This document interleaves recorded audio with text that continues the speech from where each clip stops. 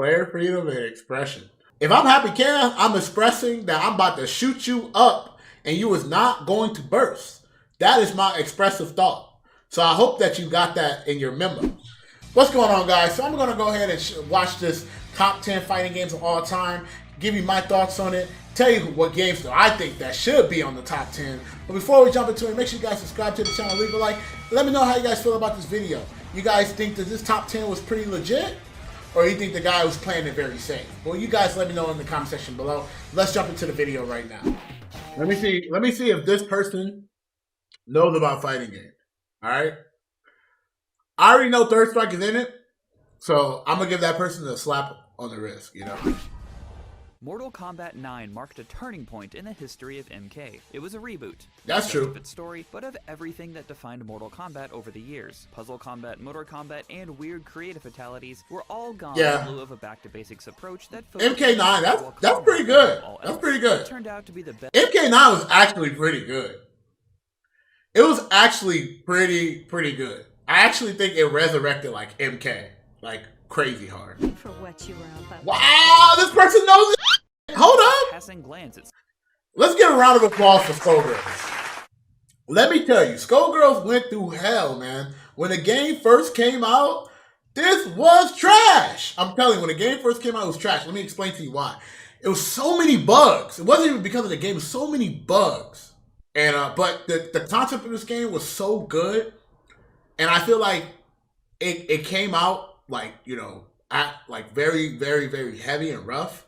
But I think it came out to like literally one of the best fighting games out right now.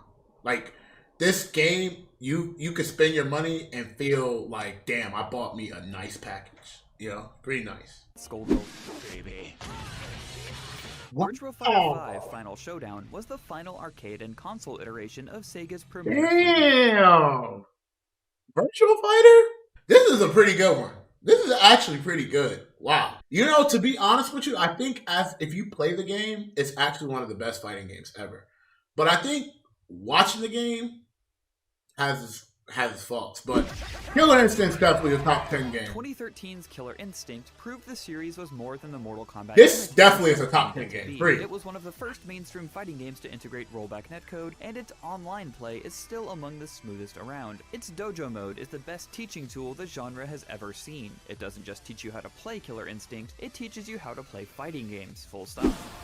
Ultimate Marvel vs. I'm glad whoever made this video character balance, or like is a Silver May Cry player. So thank you. The characters are broken in a way that only Marvel can do.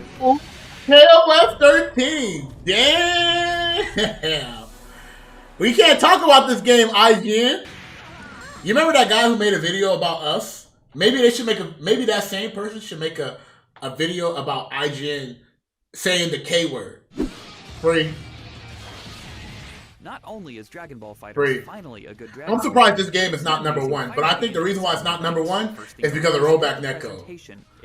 I think this game is number one, free. And the sounds of favorite look at that roster, bro. System, an approachable auto combo That's system a good ass roster. Combos easy for beginners. Even though it's like 15 Gokus.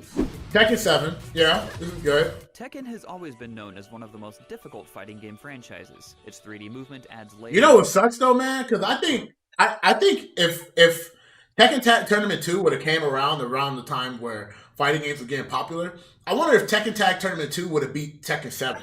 Depth and complexity make it every bit as demanding as it is rewarding, and those who put in the time will be rewarded. What sets Tekken 7 apart from other series and earns it a spot here is how much it improved in accessibility without cutting back on its depth. The series returning to that's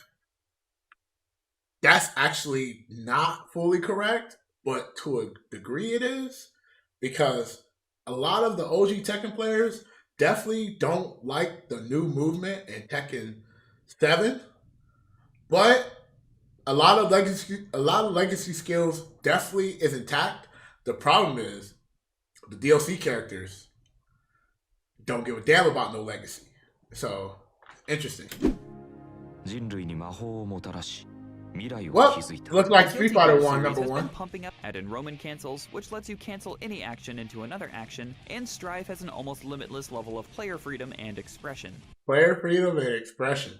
If I'm happy Kev, I'm expressing that I'm about to shoot you up and you is not going to burst. That is my expressive thought. So I hope that you got that in your memo.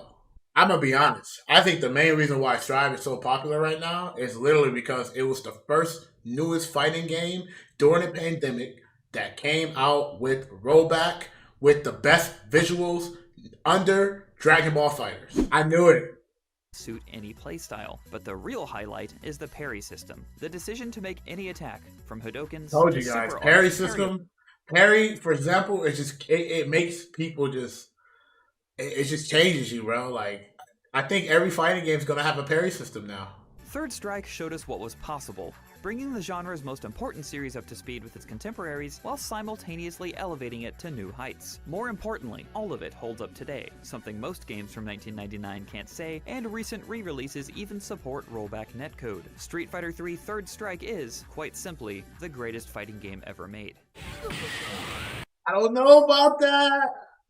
But, you know, everybody's entitled for their opinion. That's okay. But when you said the greatest fighting game ever made, ever made,